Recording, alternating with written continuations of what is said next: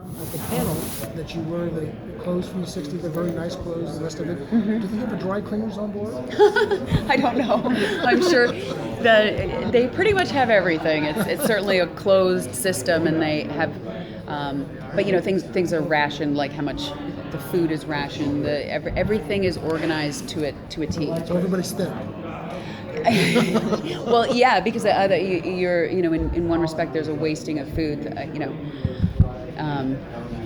I don't know past the third or fourth episode.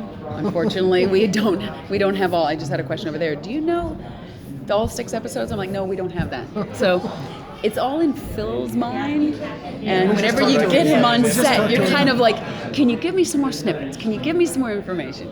But all he has thought all of that out. I was talking to Jeff Wattel. He was like, I'm amazed. Any question I put in front of him, he's got an answer for it. Yeah. I didn't ask him that one, but I asked him just about everything else. There certainly is a way to clean your clothes. Yes.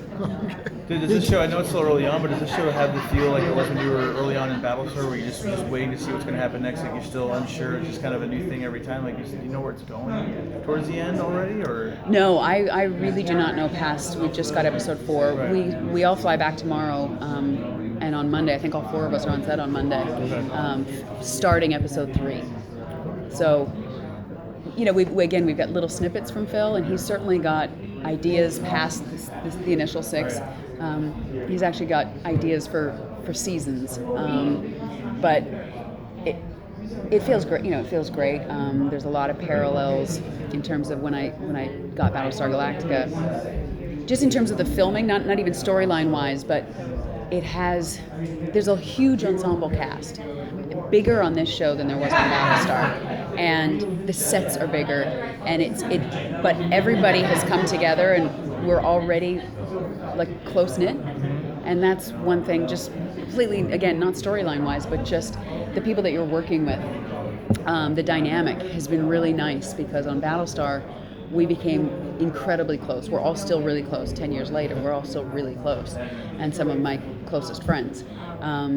So this has a really good group of there's a lot. I mean, there's only 4 of us here, but there's a ton back in Montreal, and they're all emailing us, how's it going? And you don't always get that. You get some people that are trying to compete with each other. You get people that arguments, and that's not to say that arguments aren't going to happen, but it's a very supportive group, and I think when you're dealing with a show that has a lot of layers, has a lot of darkness to it, in some respect, you have to have that companionship and the support of each other, because that's when you can take risks. Right.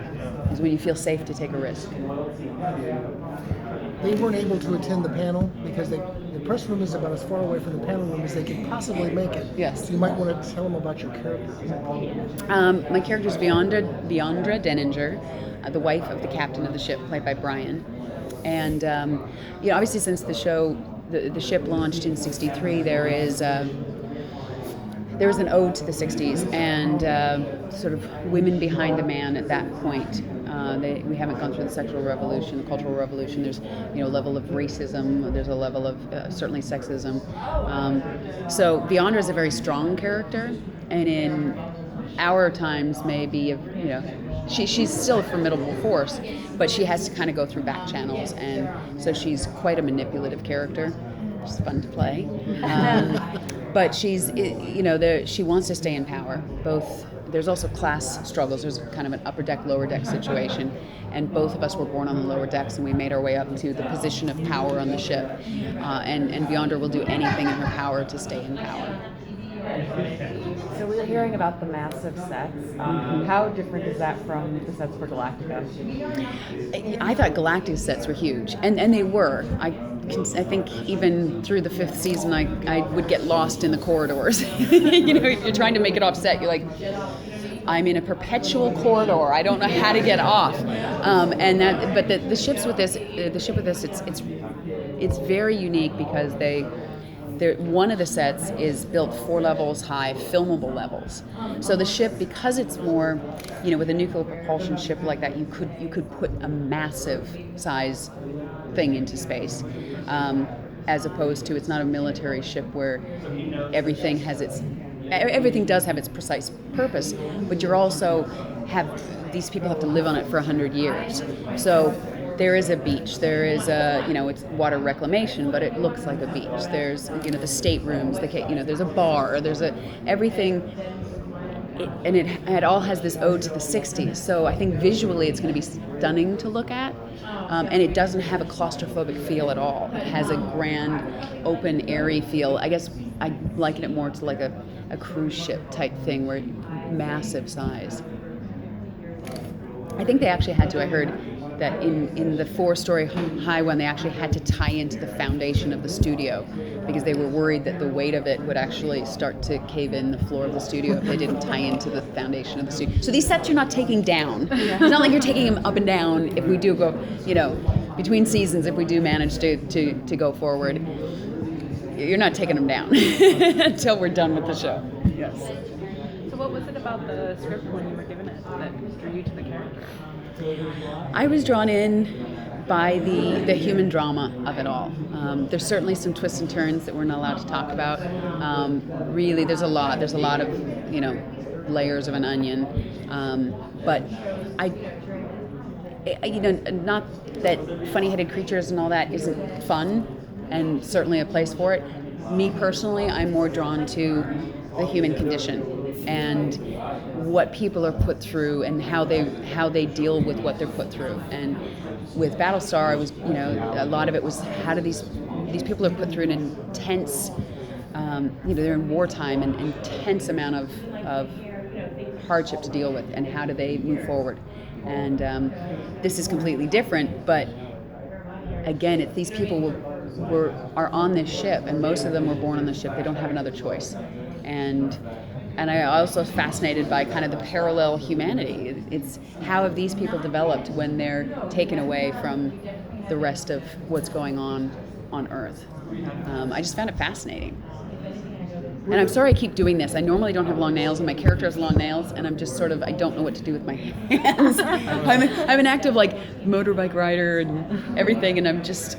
You can't use your don't. iPad, you can't use your No, iPhone, it's like you gotta go. They have a stylus you can use. Get one of those little, they have a pen. Yes, that has a stylus I on the need to back. do that. I need to do that because it's taking me 10 times longer to write an email because I keep hitting the wrong buttons. Same thing. Because the nails don't work on the thing. So yeah, sorry, I keep doing this. Were there children on the ship when it launched? Yes, there were children on the ship when it launched. Yes, there were some Were they children. teenagers or were they all ages? I know of one specifically that was 6. So again, we're just getting into it. We're just starting. So I don't know everything yet in terms of the show, but there were some Because they mentioned on the children. panel that your age group probably will have never seen Earth and will probably never see Part Yeah, 2. we might not live long enough to make it there. But Al's character, he was probably a toddler when he was on the ship, because I don't know exactly what he's playing on the show, but similar to what he is in age now. So he's older than 50, so he would have, not by much, but he would have been a toddler. Yeah. So someone would probably have died, or had they not? Yes. Okay. Yes, definitely some have already passed away. And that's with also the genetic pairing and things, is not everybody has to have a birth control implant, because nobody can just have a kid because they want to have a kid. So my character, for instance, with my husband, we were passed over to have kids because there weren't enough people that died while we were in the age to have kids.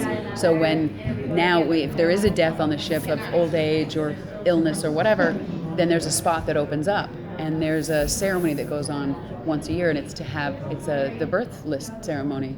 And it's a computer genetically paired. Well, people are paired earlier on, and they're married, and then it's decided who can attempt to have a child, and then their implant is removed, and so my character was never given the chance to have a child. He talked about a little bit about that when Phil did when he was here. He talked about the genetic diversity. So your characters then weren't able to have their genes added to the pool because you weren't able to reproduce. We weren't able. So it leads to the question is, I'm surprised they didn't have more than one partner. Well, maybe they secretly do, but you've got the implant in, yes. There's certainly love triangles and things going on, that's for certain.